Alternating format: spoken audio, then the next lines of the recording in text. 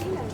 Thank you, thank you. Thanks for having me. This is so exciting. It's such an exciting Better than morning. going to work. I know, right? It's such an exciting morning. Just before coming over here, we were in Juan Villar, the principal's office, and there's this book of people who've signed a guest book, who've come to speak here to students. And, people who've taken up their time, people who are very accomplished, have great achievements. And in this book of famous guests that have visited students here at George Washington, among the names was Jackie Robinson, Brooklyn Dodgers, the first African-American baseball player to break the color barrier in the major leagues. And another person you might have also heard of is Martin Luther King Jr. The great Martin Luther King Jr. spoke here at George Washington High School. So with that said, we're very excited that from Jackie Robinson to Martin Luther King to Lucinda Martinez. I know, right? That's a big thing. But just to start, because I know this is going to try to be as playful. Maybe I'm going to try to make you cry a little too. You're back. I already cried. If you were to come out here in terms of a theme song, like what song would you want to walk out on stage to? Oh, well, these days it would be my Game of Thrones theme song.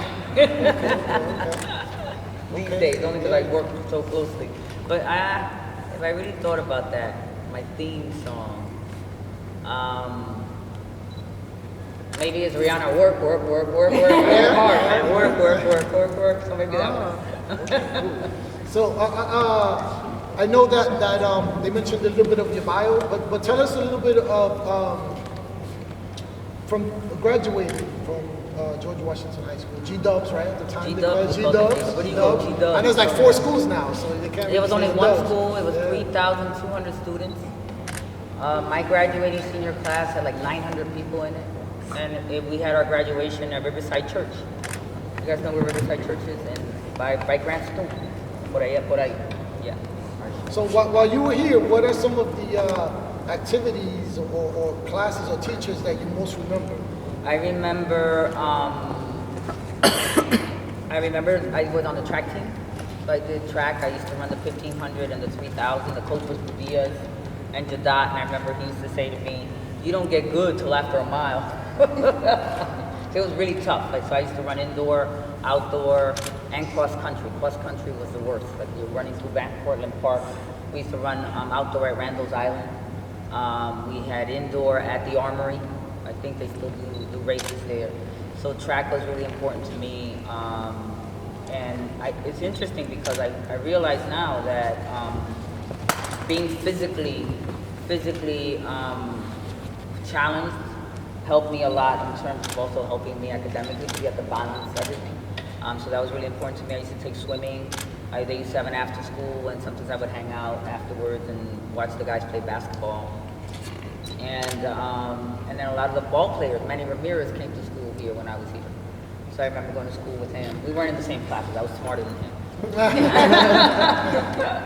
So yes, I remember that. I remember my physics teacher, because I remember one time. It's funny because you kind of remember the things that weren't good, that happened, that weren't good experiences. Tend to stand out sometimes more than positive ones too. But I'll never forget when I went to take my physics is a really interesting. It's just like math and everything else, which is that you can't understand, that you can't do more compound, more harder things if you haven't mastered the easier stuff, because it all builds from there. And I remember that he came to me very frustrated because I used to give you partial credit on the physics stuff, and he said, "Miss Martinez," he used to call me Miss Martinez, "I don't understand this. You're the only student I've ever had in my life that can get a simple equation, a simple simple equation wrong and still get the compound right." And I said, "I don't understand how your brain works, but you're able to solve the more complex problems and not the more simple ones." And I was like, I would still get the grade because of it. I don't know either. But it was an interesting theme because later in my life there has been a theme in my life where the simple stuff, sometimes the easiest sort of simple things are the things that I get either tripped up or anxious about. And the very complicated things that no one else I love those. Like me puedo tirar de cabeza, like I throw myself head first into those kinds of things. I don't know why that was, but he always made fun of that I was able to do that. I don't know why.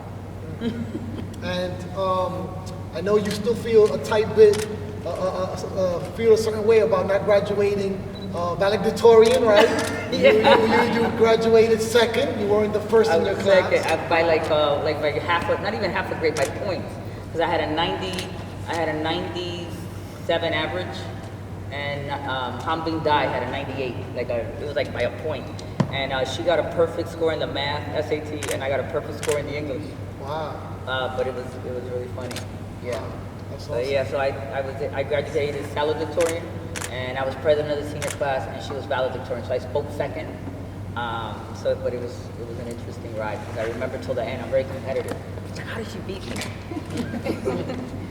And from George from G-Dubs, then you set your sights on college, right? Yeah, I Higher went to education. Columbia, and this is an interesting thing about that, because even when I was applying to college, we had a college advisor here, and I'm not going to say her name, but at the time when I wanted to apply, I had heard about Columbia, that it was a great school and it was an Ivy League. And when I said I wanted to apply there, she told me I shouldn't apply, that it was too hard. It would be too hard for me to get in, even though I was a 95 student, my SAT, right? And it would be too hard for me to get in. And even if I got in, after a year, I'd quit. So I shouldn't apply. And I should apply to all these other schools. And How did she really feel? right, it's really interesting, right? Because your job is supposed to help me, right? So I was like, well, fuck that. Like, fuck, that's fucked up, right? So I'm going to apply anyway. And then I said, well, let me ask you this. How many applications do I get, right, as a part of a student? She said, you get 15. And she said, but you should only apply to, I said, no, I'm applying to 15. So I just went back, and this is before Google. There was no Google. I couldn't say, what are the top colleges that you can go to? It was schools I had heard of or knew of or had visited, and because I ran track, I ran in the 86 Penn Relays. Our team made it to the Penn Relays. And it was great because our team wasn't good enough to win, but we was good enough to go. So we got eliminated the first weekend, but I got to party all week. Sometimes losing is okay. And so I knew the University of Pennsylvania then was important. I was like, well, I want to apply to UPenn. I applied to, where are the other schools that I applied to? I applied to Yale, because I heard that was good, Princeton, and again, no one told me, my parents don't know. Then I applied to the usual schools that everybody applied to. Hunter, they're all great schools, Hunter, which was, and I wanted to go away, so I did a lot of SUNY schools. And anyway, I got into everything I applied to. Everything except, did I get into, and NYU. I wanted to go to NYU. But then when it was time for the financial aid or the scholarships, Columbia offered me the most. But I still had to borrow money. I had to borrow a lot of money. But that was important to me. I knew that an education was my ticket out of my circumstances. Not that they were bad, but I knew that they could be better, and I aspired to something better. So I think that's interesting, because I think a lot of students, George Washington, G-Dubs has changed a lot. Yeah. So the encouragement and the motivation and the positivity and the adults who could see good in you, right, and the best in you might have not always been around you. So right, sometimes hateration, right, propelled you to more. Yeah. So now, we see ourselves in 2017, and a lot of students have, we would hope, right, adults that look a lot more like them, teachers who are from the community or more caring. So they may not have that same, they may not be propelled or motivated by the same things that we were. Right. So as a result, sometimes it's harder to figure out what motivates, the students now. What? Because I know you speak throughout the country, throughout the world, in fact, to young people, to motivate people, to professionals in their careers. What would you advise young people, students now who are contemplating college and careers, that they should really lean on to motivation when maybe the outside world doesn't tell them they can do it, or maybe the outside world tells them they can do it, but something inside of them is keeping them back? Yeah, I think that what I realize now, if I could look back in now that I'm 47 years old, and now I can look back, and I read this great book that's called The Path of Synchronicity, and it's really interesting because what I realize is that if you pay attention to understanding that you could be whatever you imagine yourself to be, and even be what you don't imagine yourself. Like, there are things that you have not seen or lived that is totally in the realm of possibility. And the only thing keeping you back from that is you. Because you can't control the people I meet. It's interesting because I meet some amazing people, and I have a friend right now who got diagnosed with pancreatic cancer, and she's gonna die. And she has an amazing life, and I realized, wow, she's around my age, and that's it. She's gonna die, and she knows she's gonna die.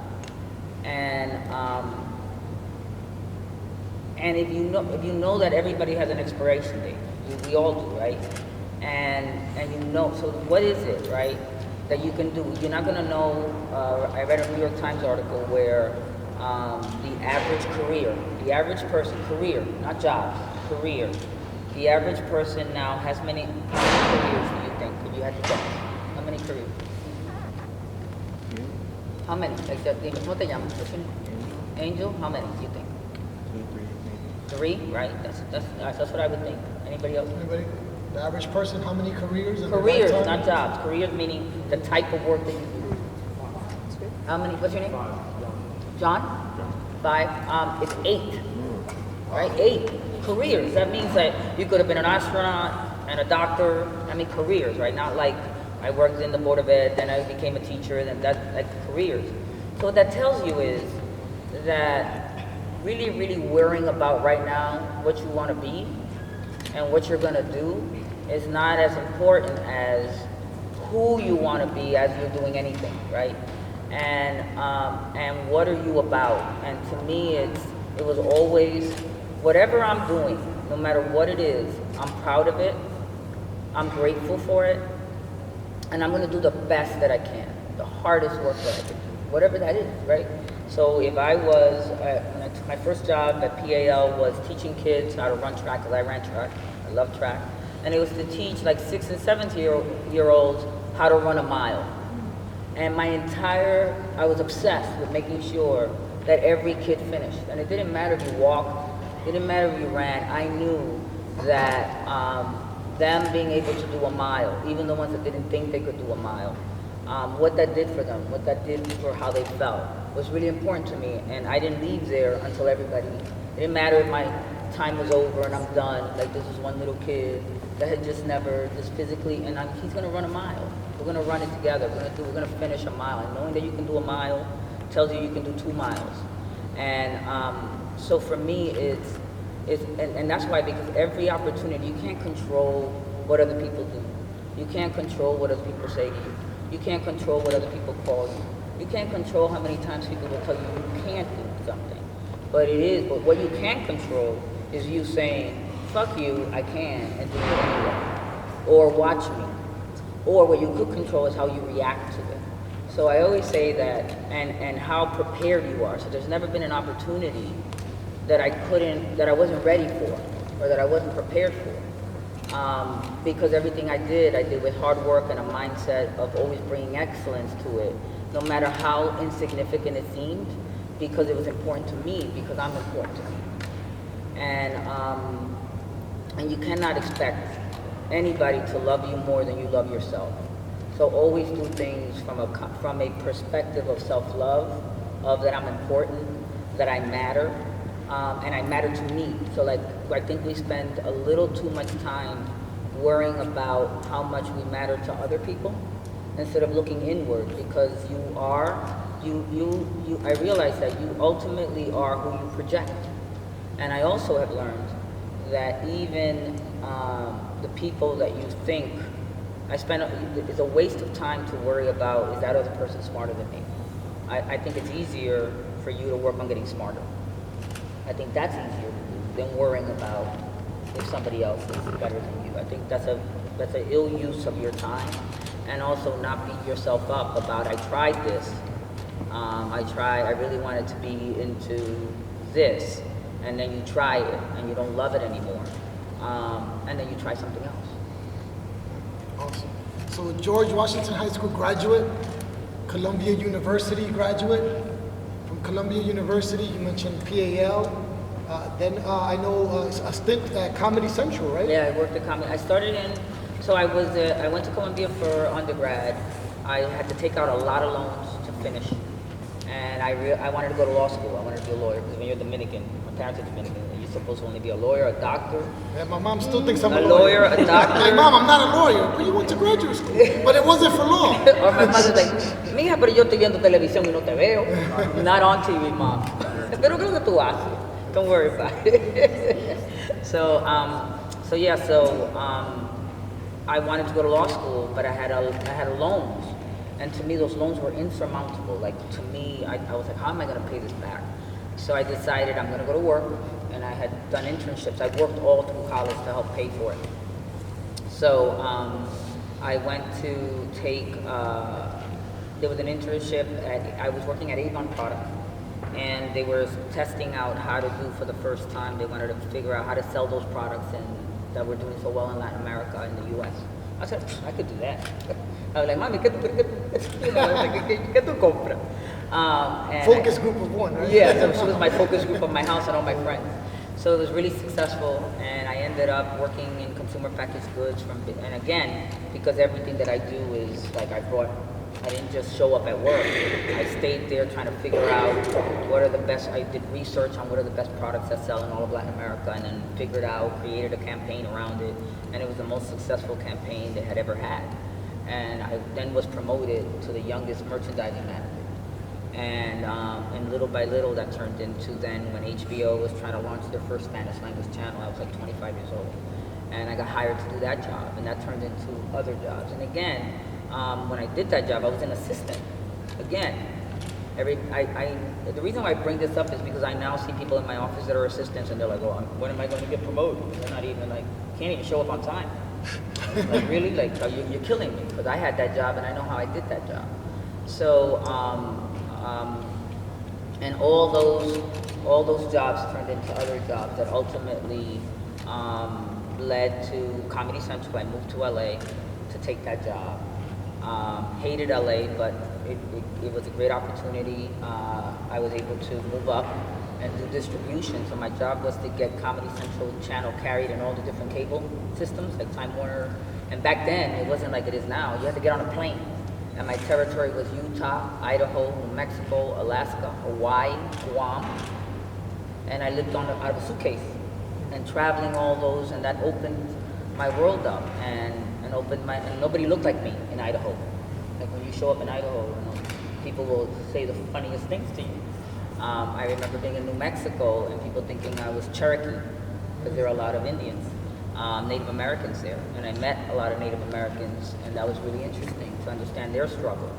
And one time I was in Utah, I was in Alaska.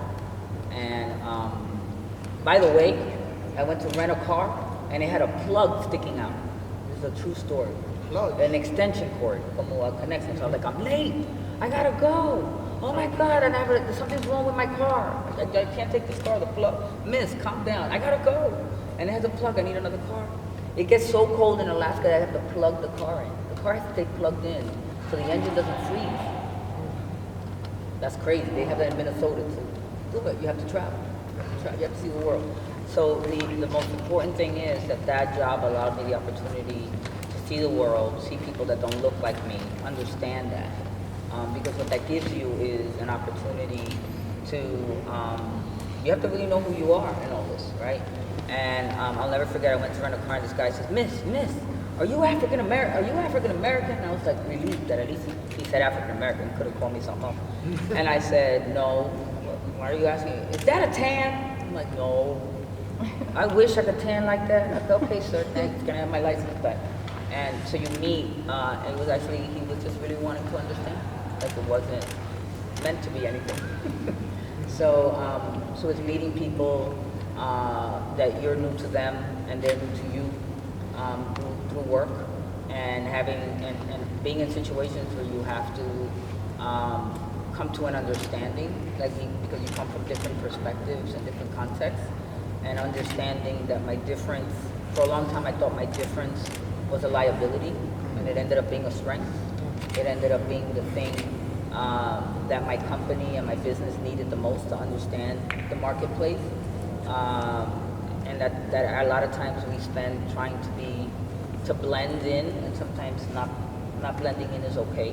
It could be the source of what you bring to the table, right? So, and that's been important in my career, like being who I am, and being authentic to my experience, because I really believe that my family, they may not have had the money that we think is important, but they loved me. They worked hard. They sacrificed for me, and I wanted to make sure that their sacrifice was not in vain, and I wanted to be able to continue to be successful, even though they didn't have necessarily the blueprint for that to happen to me, and that I had to make it up as I went along. So you mentioned along the way the importance of internships, right? You gotta work. Internships and volunteering. You also mentioned travel. Whenever you have an opportunity to travel, take that opportunity. Don't be afraid. Don't second guess it. So you mentioned internships, travel. You also reference a lot of, and I don't even know what these things are too much over here, because everybody's now on Twitter, Instagram, Snapchat. But you mentioned like reading a lot. Yes. You reference books and research. Do people still read, and how important is that for? But do you read even the things that you don't have to read for class?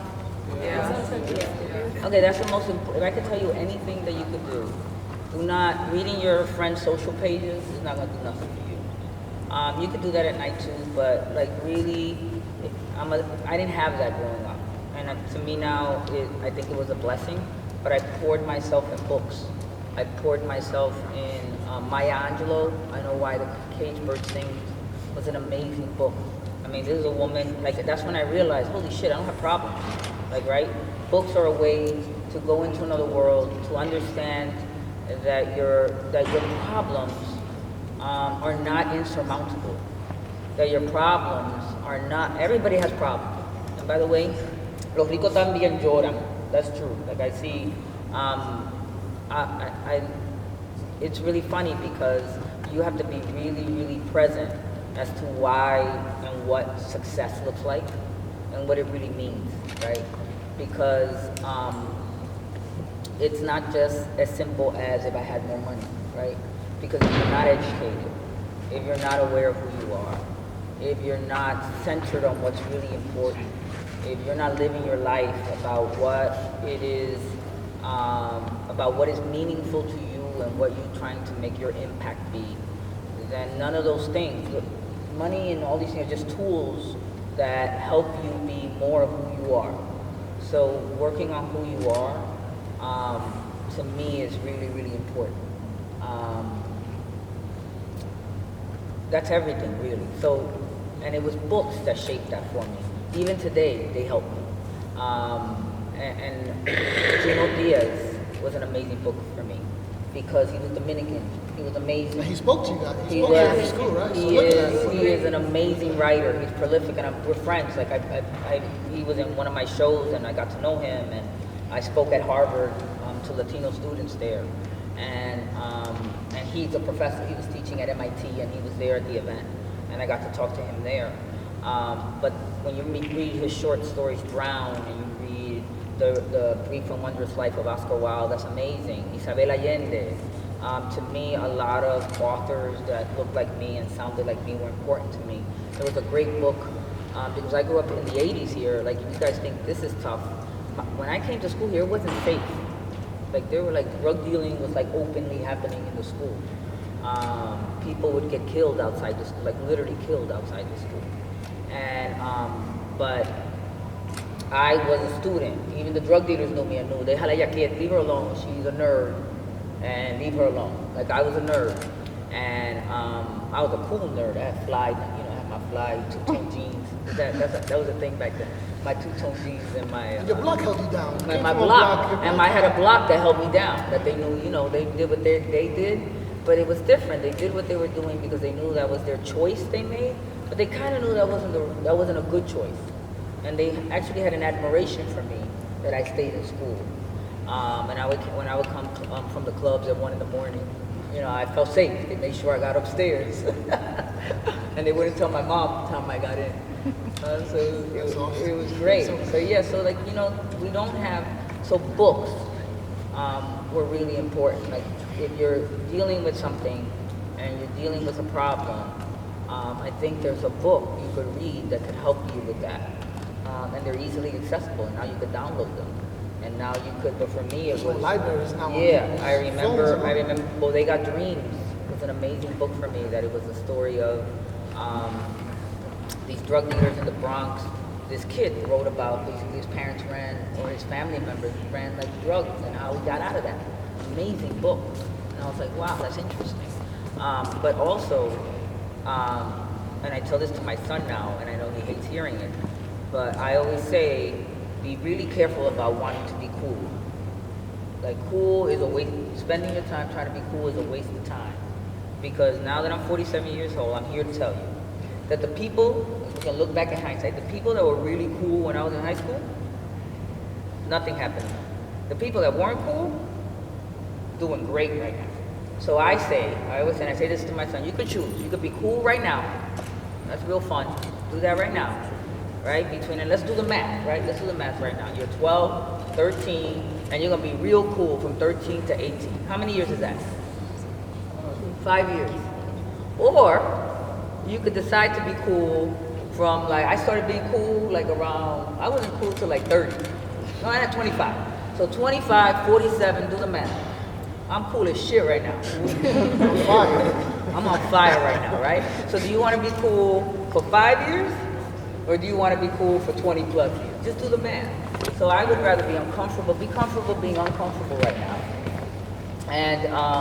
And don't focus on that. And because your life is meant to only get bigger.